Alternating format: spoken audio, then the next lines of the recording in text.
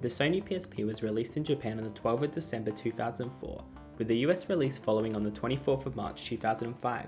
The console was a revolution at the time of launch, with an optical media format to store large games, advanced graphics and internet connectivity.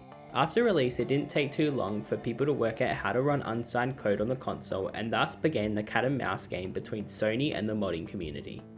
In this video, we're going to take a look back at the history of homebrew on the PlayStation Portable.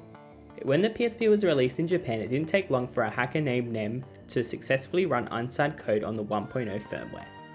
What you're looking at right now is the first piece of public unsigned code ever made for the PSP. Firmware 1.0 had no code signing at all and allowed any code to be run, which made it only a matter of working out how to build an ELF binary for the PSP. When the PSP was released in North America, it came with a newer firmware 1.5. This firmware had code signing, which meant it wouldn't be as simple as firmware 1.0, but soon enough a workaround was found which was named swaploid. The swaploid required the user to swap the memory cards at the exact right time. Swaploid was hard to pull off and could potentially damage the console. It didn't take long for swaploid to be succeeded by the much better K-exploit. K-exploit only required one memory card and allowed users once again to load homebrew onto their devices with firmware 1.0 without the difficulty of swapping memory cards. On July 26, 2005, Sony released the first major firmware update for the PSP, version 2.0. This was a major update for the PSP with a web browser, better codec support, and support for wallpapers being included. This release marked when Sony started the carrot and stick approach.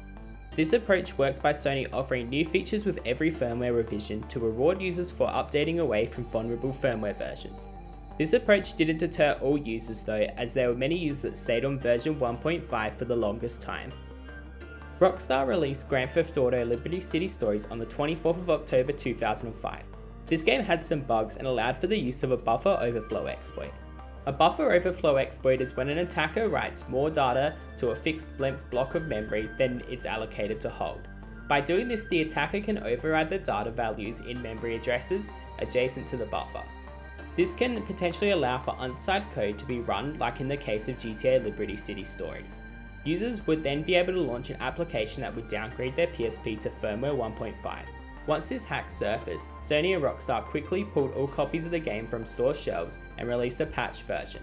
This patched version is widely speculated to not even fix the issue, but instead required users to update to firmware 3 before playing the game. A user was accidentally sent a repaired PSP from Sony with the service battery still in it. This battery was the holy grail of hacking the 1000 and 2000 series PSPs. It allowed the user to boot into service mode and downgrade the PSP to any version, which would then allow unsigned code to be run. Sony patched this issue in the 3000 series PSP hardware and later, but it was never able to patch earlier revisions and software. Up until this stage, users were staying on or downgrading to firmware 1.5 to run homebrew. This all changed when a Spanish hacker named Dark Alex released custom firmware for the PSP. This was a revolution in the PSP modding scene. Custom firmware allowed users to keep up to date with the latest firmware while keeping access to homebrew and adding features not available in normal firmware. Custom firmware worked by taking advantage of the bug in the PSP that allowed kernel modules to be replaced with custom ones at boot. Dark Alex's custom firmware was a mainstay of the scene until he released the last version before leaving the scene. This version was 5.0 M33 and is still even used today by some users. Now moving on to the more modern methods used for the PSP, Half-Byte Loader is a homebrew loader tool that uses a user mode exploit. This means it can't run backup games and only homebrew. This exploit was significant as it was the first exploit available for the PSP 3000 series and PSP Go. The most common game used for the Half-Byte Loader exploit by far was the Patapon 2 demo. This was originally available through the PSN store but later taken down. It could still be downloaded off the internet and installed on the PSP via USB though.